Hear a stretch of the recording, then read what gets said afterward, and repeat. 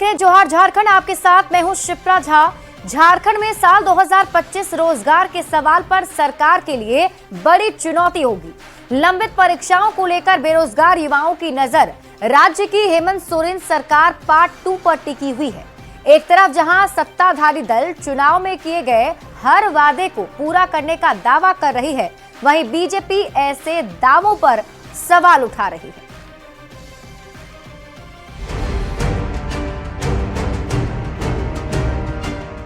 झारखंड में वैसे तो राज्य की हेमंत सोरेन सरकार पार्ट 2 के सामने कई तरह की चुनौतियां हैं, पर सबसे बड़ी चुनौती राज्य के रिक्त पड़े पदों को भरने की होगी। लंबित परीक्षाओं पर अगर नजर दौड़ाएं तो 40,000 के करीब रिक्त पदों पर बहाली की गुंजाइश दिखती है। एक नजर डालते हैं राज्य में खाली पदों की संख्या पर। एसएससी सीजीएल 2023 परीक्षा के लिए 2025 पद है। प्रारंभिक विद्यालय सहायक आचार्य संयुक्त प्रतियोगिता परीक्षा के लिए 26,001 पद है। झारखंड नगर पालिका सेवा संवर्ग प्रतियोगिता परीक्षा के लिए पद की संख्या 923 है। पारा मेडिकल संयुक्त परीक्षा के लिए 2,532 पद है। महिला पर्यवेक्षिका प्रतियोगिता परीक्षा के लिए 444 पोस्ट हैं। मैट्रिक स्तरीय संयुक्त प्रतियोगिता परीक्षा में 455 पद है।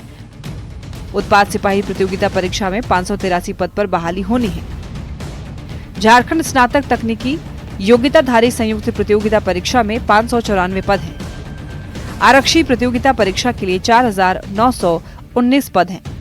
इंटरमीडिएट संयुक्त प्रतियोगिता परीक्षा के लिए 863 पद हैं, जबकि क्षेत्रीय कार्यकर्ता प्रतियोगिता परीक्षा के लिए 510 और सचिवालय आशुलिपिका प्रतियोगिता परीक्षा के लिए 455 पद खाली हैं। और यहाँ पे कॉन्ट्रैक्ट जॉब है, इस शब्द को झारखंड प्रदेश से कैसे बाहर निकाला जाए। अगर जिस दिन हम ये मान दे और ये कॉन्ट्रैक्ट जॉब जैसे शब्द को युवाओं को देना बंद कर देंगे, युवा खुद ब खुद खुशहाल हो जाएगा, प्रदेश हमारा खुद ब खुद खुशहाल हो जाएगा। और इस दिशा में सरकार गंभीर है। अभी भी सरकार की नीयत में खोट दिखलाई पड़ता है कि सरकार आखिर चाहती क्या है। परीक्षा देना चाहती है, नहीं लेना चाहती है, रोजगार की व्यवस्था करना चाहती है, नहीं करना चाहती है। और फिर से इन्होंने बेरोजगारों के लिए भत्ता देने की बात की है, उस पर भी कोई अमल नहीं हो रहा है। सत्ताधारी दल का कहना है कि राज्य में अनुबंध नाम के रोजगार को पूर्ण रूप से खत्म कर देना चाहिए। वहीं बीजेपी को सत्ताधारी दल के दावों पर थोड़ा सा भी एतबार नहीं है। झारखंड में हर परीक्षा के बाद विवाद आम बात है। सरकार कदाचार मुक्त परीक्षा की बात करती है और अभ्यर्थी लाखों रुपए में पेपर लीक का दावा करते हैं। अब देखना होगा रिक्त पदों के लिए लंबित परीक्षा कब होती है और कितने बेरोजगारों को रोजगार मिल पाता है। रांची से न्यूज़ 18 के लिए अविनाश कुमार की रिपोर्ट। बीजेपी प्रदेश अध्यक्ष बाबूलाल मरांडी ने झारखंड सरकार पर आरोप लगाते हुए कहा है कि राज्य में किसानों की हालत खराब है। उन्होंने कहा कि सरकार ने किसानों के लिए जो वादे किए थे वे पूरे नहीं हो रहे हैं और राज्य अनाज के मामले में आत्मनिर्भर नहीं है। बाबूलाल मरांडी ने बताया कि सरकार ने धान की खरीद 3200 रुपए प्रति क्विंटल करने का वादा किया था, लेकिन अब 800 रुपए प्रति क्विंटल की कटौती की जा रही है। उन्होंने कहा कि किसानों के साथ ये नाइंसाफी है। किसान कैसे प्रोत्साहित, और उसमें भी झारखंड प्रदेश में जो किसान मात्र यहाँ धान ही बेच पाते और कोई दूसरा फसल होता नहीं है उतना जो बेच सके। गेहूं भी यहाँ नहीं के बराबर होता है सिंचाई के अभाव में। तेलहन हो या दलहन हो, ये भी नहीं के बराबर होता है। और भी जितनी फसलें हैं जिसको एमएसपी के दायरे में लाया गया है, तो आपको खोजना पड़ेगा वो फसल यहाँ होता है। तो कुल मिलाकर के झारखंड की सरकार को किसान अपने पैरों पर खड़ा हो, उसके लिए सरकार को सोचना चाहिए था। उसके लिए विशेष ध्यान देकर के सरकार को खरीदारी करनी चाहिए। धनबाद में अवैध कोयले का कारोबार रुकने का नाम नहीं ले रहा है। रामकनाली ओपी क्षेत्र के अंबे आउटसोर्सिंग कैंपस में भूटू बाबू बंगला के पास अवैध माइंस की वजह से जमीन और घरों में दरार आ गई। इसके बाद लोगों में दहशत का माहौल है। नाराज सैकड़ों लोगों ने आउटसोर्सिंग कंपनी और पुलिस सीआईएसएफ के साथ बीसीसीएल के खिलाफ भी नारेबाजी की। लोगों ने पुलिस और कोयला तस्करों में सांठ-गांठ का आरोप लगाया और कतरास थाने का घेराव करने पहुंच गए। लोगों का आरोप है कि विरोध करने पर माफिया की ओर से जान मारने की धमकी दी जाती है।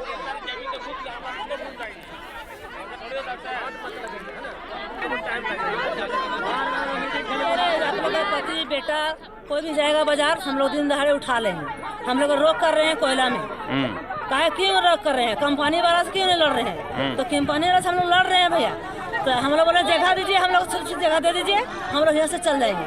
दुखदाई हो सकता है, कभी भी बड़ी घटना हो सकती है और थाना चौक भी सुरक्षित नहीं है, कतरास मस्जिद पट्टी चौक भी सुरक्षित नहीं है, रानी बाजार सुरक्षित नहीं है, आनंद मोहल्ला है वो सुरक्षित नहीं है, कोई मोहल्ला सुरक्षित नहीं है। क्योंकि मैं जानता हूं कि पूरा कतरास पिलर पर टिका हुआ है, पूरा कतरास।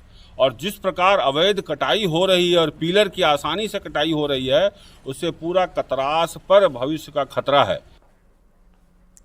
झारखंड में जल, जंगल और जमीन का भूगोल तेजी से बदल रहा है। आजादी के समय जो झारखंड की प्रकृति की गोद में खेल रहा था, आज वही धरती जंगल विहीन होती जा रही है।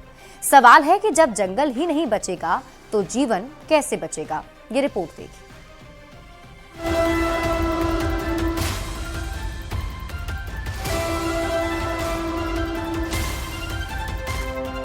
जल, जंगल और जमीन वाला प्रदेश कहे जाने वाले झारखंड का भूगोल तेजी से बदल रहा है। घने जंगल घट रहे हैं। कुदरत की इस बेपनाह खूबसूरती पर इंसान ने ही अपने मतलब और फायदे के लिए ग्रहण लगा दिया है। जल जमीन वाले झारखंड में जंगल का वजूद अब खत्म होता जा रहा है। अगर आंकड़ों की बात करें तो झारखंड धीरे धीरे रेगिस्तान में तब्दील हो रहा है। आजादी के समय झारखंड प्रकृति की गोद में खेल रहा था। तब जंगल का दायरा 52 से 55% तक फैला था। फिलहाल ये 20 से 22% क्षेत्र में सिमट गया है। सरकारी आंकड़ों में 30% क्षेत्र में जंगल होने का दावा है। पर्यावरणविद बताते हैं कि 78 साल में झारखंड से जंगल तकरीबन 30% तक खत्म हो गया है। बात हो रही है झारखंड के रेगिस्तान में कन्वर्ट होने की, तो बात तो कुछ हद तक सही है, क्योंकि जिस तरीके से हमारी नदियां गायब हो रही हैं, तालाब भरे जा रहे हैं, मट्टी जो है आपका जो है वो बर्बाद होता जा रहा है, जंगल कम होते जा रहे हैं, तो ये सब तो रेगिस्तान बढ़ने की तरफ एक जो दिखा रहा है वो इंडिकेशन है। झारखंड के गांव में बसी तकरीबन 80% आबादी आज भी जंगल पर ही निर्भर है। जलावन से लेकर घर निर्माण की जरूरत तक सब जंगल से ही पूरी होती है। इनके लिए जंगल ही जीवन है, जंगल ही जिंदगी है। पत्ता क्या करेंगे? इस पत्ते का पत्तल से लेंगे। पत्तल सिएगा? जी हाँ। तो सारी जरूरतें जो हैं जंगल से ही पूरी होती है। हाँ, मेरा सब जरूरत जंगल से ही पूरा होता है। नेता लोग तो बोलता है, बड़ा बोलता है कि नहीं जंगल बचाएंगे ये वो, लेकिन हो नहीं रहा है, सब कट के खत्म हो जा रहा है। सबसे बड़ी बात है कि झारखंड में फैक्ट्रियों और इंडस्ट्री के बढ़ते दायरे का शिकार जंगल ही हो रहे हैं। जंगल की जगह इंसान का निर्माण नजर आता है, सड़क और उद्योग नजर आते हैं। जरूरत है समय रहते संभल जाने की, वरना जंगल से खिलवाड़ संभलने का मौका भी नहीं देगा। यानी कि नाइट्रोजन गैस की, कार्बन डाइऑक्साइड की मात्रा बहुत तेजी से बढ़ेगी, तापमान बहुत तेज होगा। जल जंगल को बचाएंगे तब न शुद्ध हवा मिलेगा, प्रदूषण कम होगा, बीमारी नहीं होगा। ऐसे में सवाल है कि जब जंगल ही नहीं बचेंगे तो जीवन कैसे बचेगा? रांची संवाददाता संजय सिन्हा की रिपोर्ट। हजारीबाग में एसडीएम अशोक कुमार की पत्नी की हत्या के मामले में मृतक के भाई ने कांग्रेस प्रदेश अध्यक्ष केशव महतो कमलेश से न्याय की गुहार लगाई है। प्रदेश कार्यालय में उन्होंने एसडीएम की गिरफ्तारी की मांग की। कांग्रेस अध्यक्ष ने हजारीबाग एसपी से फोन पर बात करते हुए जल्द कार्रवाई का आग्रह किया, जिसके बाद एसपी ने मामले का खुलासा 3 दिनों में करने का भरोसा दिया है। लोगों ने दोषियों को फांसी की सजा देने की मांग की है। तो न्यायालय में जाएंगे, लेकिन अंतिम जब तक अनिता को न्याय नहीं मिलेगा तब तक हम लोग हजारीबाग में पिछले दिन और अभी भी जो घटना घटी है, गुप्ता जी की बहन के साथ छोटे छोटे 2 बच्चे भी हैं, और उस पर तत्काल छानबीन कर न्याय दिलाने का हमने उनको कहा है, ताकि जो पीड़ित परिवार है उनको आपके न्याय से मतलब खुशी लाभ हो मिले और क्या। के साथ जो कृत्य हुआ है उसमें बायत वीडियो आप देख सकते हैं, उसमें बयान दिया गया कि कौन जलाया है नहीं जलाया है। जब जिसका मृत्यु होता है उस समय आत्मा उसका बोलता है, ये सच्चाई बोलता है, क्योंकि वो जान रही कि मैं मरने वाली हूँ। तो उस बयान के आधार पे भी अगर गिरफ्तारी नहीं होगा फिर हम लोग को प्रशासन से मतलब उठ जाएगा, क्योंकि ये इंसानियत बहुत गलत कार्य हुआ है। और इस कार्य में अगर अभी तक 1 सप्ताह हो गया अभी तक अरेस्टिंग नहीं होता है तो ये बहुत ही दुखद है। खूंटी से बड़ी खबर है। जंगल से पीएलएफआई के 3 उग्रवादी गिरफ्तार किए गए हैं। पिस्टल, गोली के साथ कई सामान भी बरामद हुआ है। लेवी की रकम लेने पहुंचे थे बकसपुर जंगल। खूंटी जरियागढ़ पुलिस ने गिरफ्तार किया है। तो बड़ी खबर आपको खूंटी से बता रहे हैं, जहां आपको बता दें कि लेवी की रकम लेने के लिए 3 नक्सली पहुंचे थे और तभी गिरफ्तारी हुई है। खूंटी जरियागढ़ पुलिस ने गिरफ्तार किया है।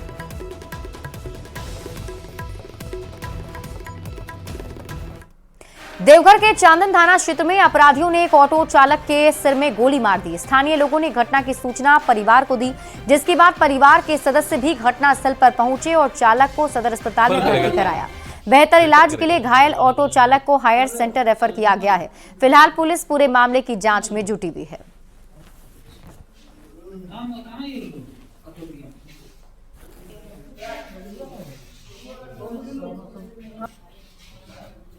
इसलिए भाड़ा मिलो तो है हम चांदन से देवघर में काम करते हैं समझे गेले गेला बाद वहाँ के भाड़ा से चल कर जाओ कर दिया छठियारी से तो वहाँ भाड़ा की चांद डाले और भी जाओ आले कर दिया और कटो दिया मेरे गोली। गिरिडीह में बिरनी थाना क्षेत्र के बिराजपुर चौक में देर रात 2 बजे के करीब बदमाशों ने एक घर को निशाना बनाया और बंदूक की नोक पर डकैती की घटना को अंजाम दिया। पीड़ित राजेश ने बताया कि 6-7 की संख्या में आए बदमाशों ने पहले पूरे परिवार को बंधक बनाया और मोबाइल अपने कब्जे में ले लिया। उसके बाद बंदूक की नोक पर 8 लाख रुपए के जेवरात और 2 लाख कैश लूट लिए। थाने में शिकायत के बाद पुलिस अपराधियों की तलाश में जुटी हुई है। कौन उठाया पापा को? पापा को जो रॉबरी करने आया था, डकैती करने आया था, वो लोग पापा को उठाया पहले। फोन करके या घुस? नहीं घुस के। अच्छा। क्योंकि पापा के दरवाजे में वो लॉक करके नहीं सोते हैं, ऐसे ही सोते हैं। अच्छा। अपना बेडरूम में। तो उठाने के बाद पापा के द्वारा हमको उठाया गया। पापा के द्वारा हमें उठाने के बाद जब हम उठे तो हमको मतलब वो अपनी गिरफ्त में लेके बंदूक के नोक पे हमारे रूम में रॉबरी किया गया। राजधानी रांची में बढ़ते ठंड के साथ अब कुत्तों के आतंक से लोग परेशान दिख रहे हैं। रांची शहर में पिछले 2 सप्ताह से कुत्ते के काटने के मामलों में बढ़ोतरी देखी गई। सदर अस्पताल में हर दिन 100 से 150 लोग एंटी रेबीज वैक्सीन लेने के लिए पहुंच रहे हैं। सिविल सर्जन ने बताया कि अधिकतर पालतू कुत्ते के काटने के मामले सामने आ रहे हैं। पालतू कुत्ते को लोग वैक्सीन लगवाते हैं, लेकिन काटने के बाद अनदेखी बरतने से जान भी जा सकती है। उन्होंने दावा किया कि अस्पताल में दवा पर्याप्त मात्रा में मौजूद है। केसेस जो आ रहे हैं वो जो घर में डॉगी है, पालतू कुत्ता है, वही काट ले रहा है, तो उसमें भी वैक्सीन लेना जरूरी है। इसीलिए कि जो कुत्ते को वैक्सीन पड़ा है ना, वो कितना कारगर रहा है। घरेलू कुत्ते में वैक्सीन जो पड़ता है, और बहुत लोग तो वैक्सीन दिलवाते भी नहीं हैं, तो इसलिए, और ये चूँकि 100% इसमें मृत्यु का डर रहता है तो इसीलिए वैक्सीन लोग लेते हैं और ताकि निश्चिंत हो सके। आदित्य विजन ने रांची के कड़रू में आयोजित annual buy and win mega draw 2024 event में करोड़ों रुपए के उपहार बांटे हैं। इस मेगा ड्रॉ में आदित्य विजन की ओर से हजारों ग्राहकों को सपनों का घर, कार और 1000 बाइक दी गई। आदित्य विजन के डायरेक्टर ने बताया कि ये 15वां साल है जब वे अपने ग्राहकों के बीच करोड़ों रुपए के गिफ्ट बांट रहे हैं। ये आयोजन ग्राहकों के लिए एक खास अवसर बन गया है। इस साल भी आदित्य विजन ने अपने ग्राहकों के लिए बड़े तोहफे दिए हैं। खरीदो और जीतो 2024 का मेगा ड्रॉ संपन्न हो रहा है झारखंड रांची में। ये 15th एडिशन है बाय एंड विन का, जहां पे आदित्य विजन अपने प्रिय ग्राहकों को साल के एंड में एक रिवॉर्ड प्रोग्राम के तहत उन्हें करोड़ों का इनाम बांटता है। ये एक पेबैक टाइम है ग्राहकों के भरोसे का, जहां पे रांची में सपनों का घर, 1000 से ज्यादा मोटरसाइकिल, 150 से ज्यादा गाड़ियां हम अपने प्रिय ग्राहकों के बीच बांटते हैं। हजारीबाग में सड़क दुर्घटनाओं को रोकने और वाहन चालकों को यातायात नियमों का पालन करने के लिए परिवहन विभाग और यातायात पुलिस अलर्ट मोड पर है। हाल ही में यातायात पुलिस ने नियमों का उल्लंघन करने वाले चालकों का चालान काटा। आज जिला परिवहन विभाग और यातायात पुलिस ने अनोखे तरीके से नियम पालन के लिए जागरूकता भी फैलाई है।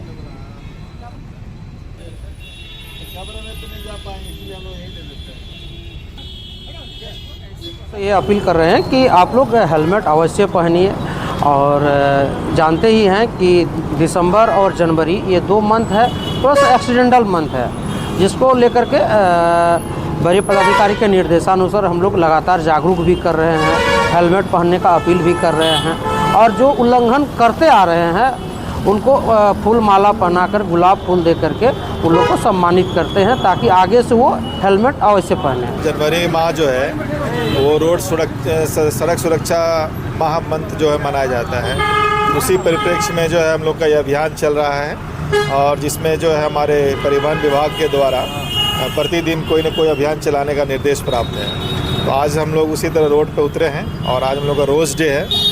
जो लोग हेलमेट या सीट बेल्ट लगाकर या सड़क सुरक्षा के नियमों का पालन नहीं कर रहे हैं उन लोगों को हम लोग गुलाब देकर उनसे अनुरोध कर रहे हैं कि आप सड़क सुरक्षा के नियमों का पालन करें।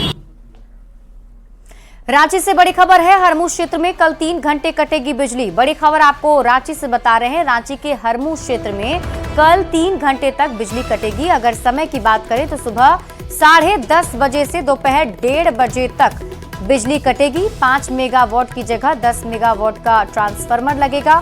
ट्रांसफार्मर बदलने को लेकर बिजली बंद रहेगी।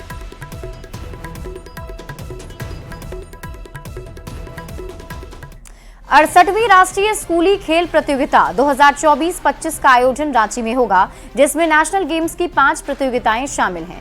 ये प्रतियोगिता 5 जनवरी से 2 फरवरी तक होगी, जिसमें 36 टीमों के करीब 6000 प्रतियोगी भाग लेंगे। School games federation of India के तहत रांची में एथलेटिक्स, टेनिस, साइकिलिंग और हॉकी प्रतियोगिता की मेजबानी होगी। इवेंट्स मेगा स्पोर्ट्स कॉम्प्लेक्स और मोरहाबादी एस्ट्रोटर्फ स्टेडियम में होंगे। जोहार सर। आयोजन झारखंड राज्य की राजधानी रांची में होने वाली है और ये सारी जो प्रतियोगिताएं हैं school games federation of India SGFI के द्वारा झारखंड राज्य को मेजबान राज्य के रूप में घोषित किया गया है और इसमें पहला जो इवेंट है, पहली प्रतियोगिता एथलेटिक्स की अंडर 19 बॉयज एंड गर्ल्स की। यह प्रतियोगिता 5 तारीख को मोराबादी के जो एथलेटिक्स ग्राउंड है वहां से प्रारंभ होगी, वहां उद्घाटन होगा। कोडरमा की बेटी श्रेया 10 से 13 जनवरी तक राजस्थान के जयपुर में होने वाले 6ठे राष्ट्रीय पैरा तीरंदाजी चैंपियनशिप में झारखंड का प्रतिनिधित्व करने जा रही हैं। 2 साल की उम्र में ही पोलियो से एक पैर गंवाने के बाद भी श्रेया ने हार नहीं मानी और 6ठी क्लास से ही पढ़ाई के साथ साथ तीरंदाजी में अपने हुनर को निखारा है। इस पर और अधिक जानकारी दे रहे हैं न्यूज़ 18 संवाददाता रितेश लोहानी। कठिनाइयां चाहे कितनी भी हो, अगर मन में कुछ करने का जज्बा हो और आत्मविश्वास हो तो न दिव्यांगता बाधा बनती है और ना ही गरीबी आड़े हाथ आती है। ऐसा ही कुछ कर दिखाया है कोडरमा की बेटी श्रेया ने, जिसका सिलेक्शन 6ठे पारा नेशनल आर्चरी चैंपियनशिप में हुआ है। पढ़ाई और आर्चरी, तो पढ़ाई के दौरान आर्चरी में कैसे इंटरेस्ट आया? मेरे स्कूल टाइम से आया ये इंटरेस्ट। मैं जब 6th स्टैंडर्ड में थी तब मैंने अपने स्कूल में मैंने अपने स्कूल ग्राउंड में अपने सीनियर्स विशाल भैया को आर्चरी करते हुए देखा तो मेरे को लगा कि मेरे को भी खेलना चाहिए। परिवार का कैसा साथ रहा, चूंकि आर्चरी एक ऐसा गेम है जो काफी कॉस्टली होता है? हाँ, मेरा फैमिली काफ़ी सपोर्टिव है। मैंने जो ये इंडियन राउंड खरीदा ये मेरे पापा ने ही मेरे को खरीद के दिया है और बस सपोर्ट्स है उनका हमेशा। आगे क्या कुछ करने का सोचा है आपने? आगे आगे मेरे को ओलंपिक खेलना है। अभी मेरा पैरा नेशनल में हुआ है, फिर हम पैरा ओलंपिक भी खेलेंगे और उसमें मेडल भी लाना है मेरे को। दिव्यांगों के लिए क्या कुछ कहना चाहेंगे, जो दिव्यांग होने के बाद लोग बैठ जाते हैं कि आगे कुछ कर नहीं पाएंगे? चाहे तो आप हर कुछ कर सकते हैं। अपनी आत्मशक्ति को अपने मस्तिष्क से जोड़कर आप सब कुछ कर सकते हैं। अपने दिमाग का इस्तेमाल कर कर आप हर चीज को पा सकते। रितेश लोहानी, न्यूज़ 18, कोडरमा। धनबाद के एसपी शहीद रणधीर वर्मा की 34वीं शहादत दिवस पर श्रद्धांजलि सभा का आयोजन किया गया, जिसमें राज्यपाल संतोष गंगवार मुख्य अतिथि रहे। उन्होंने शहीद एसपी को श्रद्धांजलि अर्पित की। साथ ही शहीद एसपी की पत्नी सांसद दीपक प्रकाश, सांसद ढुल्लू महतो और अन्य गणमान्य व्यक्तियों ने भी श्रद्धांजलि दी। राज्यपाल ने शहीद रणधीर वर्मा के बलिदान को प्रेरणादायक बताया। मुझे सौभाग्य है कि बहन जी रीता वर्मा हमारे साथ लोकसभा में रही हैं। मैं 89 में पहली बार चुनकर आया था, उसके बाद मैं लगातार रहा हूँ लोकसभा में। पर यहाँ पर उनकी जो बातें सुनी थी, यहाँ आकर मुझे एहसास भी हुआ, समझ में आया कि देश के लिए कुर्बानी किस ढंग से लोग करते हैं, वो उसको हम सबको एहसास करना चाहिए।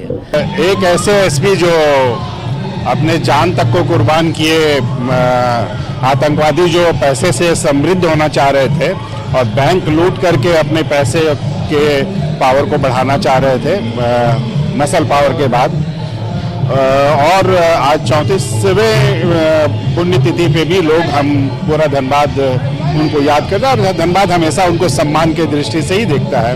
जब हम लोग को एसपी साहब की मूर्ति का रिनोवेशन करना था तो मुझे पैसे की दिक्कत हो रही थी, क्योंकि इसमें काफ़ी पैसा लगता है और जब मुझे कहीं से मदद नहीं मिल रही थी, मैंने दीपक जी से चर्चा की कि ऐसा मैं करना चाहती हूँ। उन्होंने तुरंत कहा कि जो भी पूरा खर्च होगा मैं दूंगा आपको। और फिलहाल इस बुलेटिन में अभी के लिए बस इतना ही। आप देखते रहिए न्यूज़ 18 बिहार झारखंड।